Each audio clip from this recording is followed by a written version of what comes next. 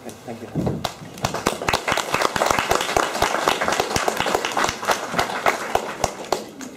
Thank you very much.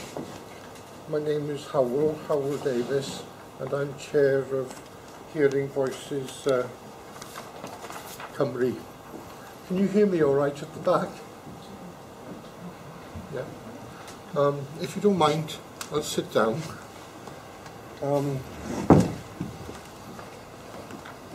It's nice to see you nice.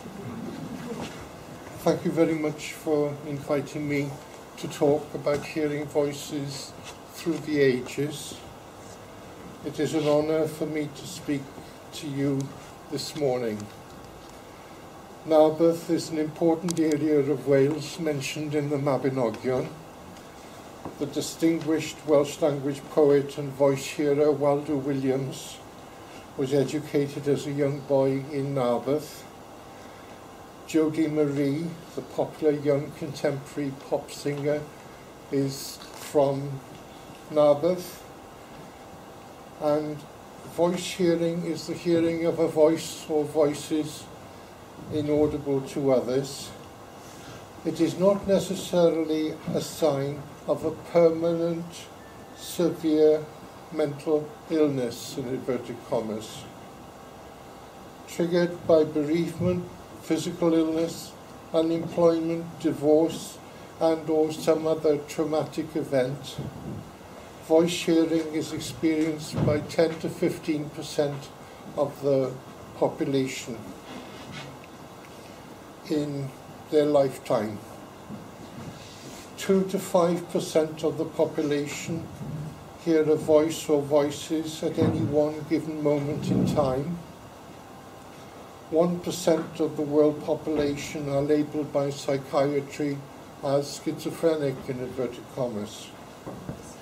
53% of people who are labelled by psychiatry as schizophrenic are in fact voice hearers. Voice hearers have a contribution to make to society, or they have the potential to make a contribution to society. According to David Horrobin, oh hello, that reminds me of Star Trek or Doctor Who. It's either that or an auditory hallucination. Anyway, according to David Horrobin, in his book The Madness of Adam and Eve, How Schizophrenia Shaped Humanity, people have been hearing a voice or voices since 100,000 BC. According to Julian Jaynes in his book The Origin of Consciousness and the Breakdown of the Bicameral Mind, people have been hearing voices since 15,000 BC. Voice hearers shift human consciousness. Voice hearers from the past and present include the prophet Ezekiel, the prophet Isaiah, St. Paul, Teresa of Avila, Zoe Wanamaker, and Sir Anthony Hopkins. The cave paintings of early man in the south of France and northern Spain, according to David Horrobin in the aforementioned book, were inspired by voice hearers. In other words, it was somebody who was a little bit different but had the imagination and courage to influence his or her immediate environment in those days. Voice hearers are, in my assessment, saints, prophets, shaman, gurus and or geniuses, or the potential for such, as writers, poets, dancers, actors, artists, musicians, composers, singer-songwriters, believers and or scientists. Voice hearers have been or are people of worth, or they have the potential to be people of worth. Nancy Pelosi, the minority leader of the Democrats in the House of Representatives in the United States of America, is a voice hearer. When she first went to the White House to meet President George W. Bush, she heard a deceased suffragist say to her, "We have a seat at the table." In other words, women now have an important political role to play in the United States of America and in the Western world. Voice hearing is traditionally equated with schizophrenia in inverted commas. However, this is a mistake. Schizophrenia in inverted commas is traditionally equated with violence. This too is a mistake. Schizophrenics in inverted commas are not, generally speaking, axe-wielding killers. For every person in the UK killed by someone with a diagnosis of schizophrenia in inverted commas, drink drivers kill approximately 24 people. The Hearing Voices approach to health is an idea whose time has arrived. Established in effect in 1987 by Patsy Hager, a voice hearer from Holland, and Professor Dr. Marius Rom, and influenced by Julian James's book, The Origin of Consciousness and the Breakdown of the Bicameral Mind.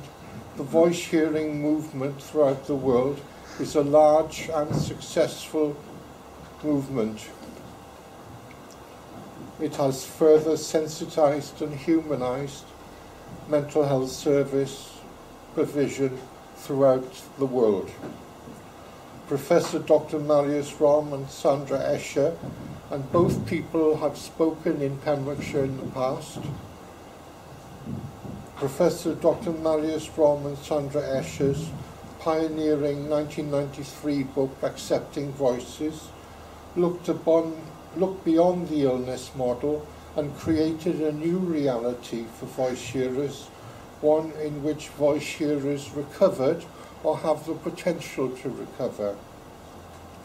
Their 1995 book, Making Sense of Voices, facilitated the process of humanizing and sensitizing the issue of voice hearing in the field of mental health care.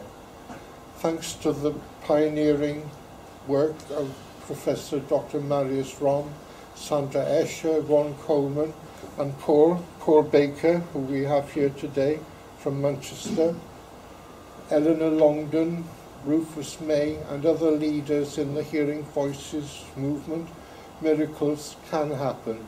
And I think if it wasn't for the Hearing Voices movement, I think I'd be a psychiatric inpatient in a psychiatric hospital.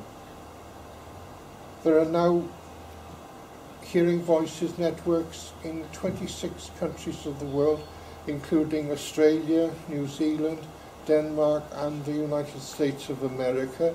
There are 180 plus Hearing Voices groups in England alone, and there are 13 plus Hearing Voices groups in Wales.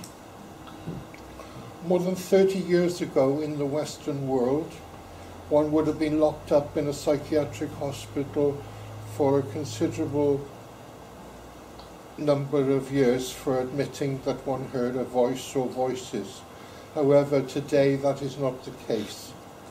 The Hearing Voices movement is an idea whose time has arrived.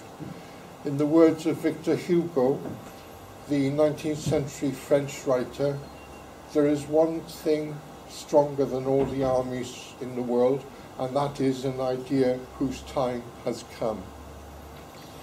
As I mentioned at the beginning of the talk, it is an honour for me to speak here this morning in Narberth. My grandparents and my mother's sister live near Narberth, and Waldo Williams, possibly the greatest Welsh language poet of the 20th century, was educated at Narberth Grammar School in the early years of the last century. I shall read in Welsh and English the first verse of a poem that Waldo Williams wrote about voice hearing. Can I mi wynt, sing to me wind, can I mi wynt o'r dyfder ag o dechrau, can I mi a dychymyg mwyaf maes, Haddach na golau hael dy cerddi tywyll, a bardd y tu hwnt i'n geia am hob oes. Sing to me, wind, and from the deeps, from the beginning. Sing, imagination, greatest of all, your dark songs lovelier than sunlight, poet in every age, beyond what we know. In conclusion, people have been hearing a voice or voices for thousands of years. Voice hearing is not necessarily a sign of a permanent, severe mental illness, in inverted commas. Voice hearers may have a contribution to make to society. Before I wind up, I'd just like to say, no, I won't say any more. I'll just leave it like that if we don't mind. Thank you very much for listening.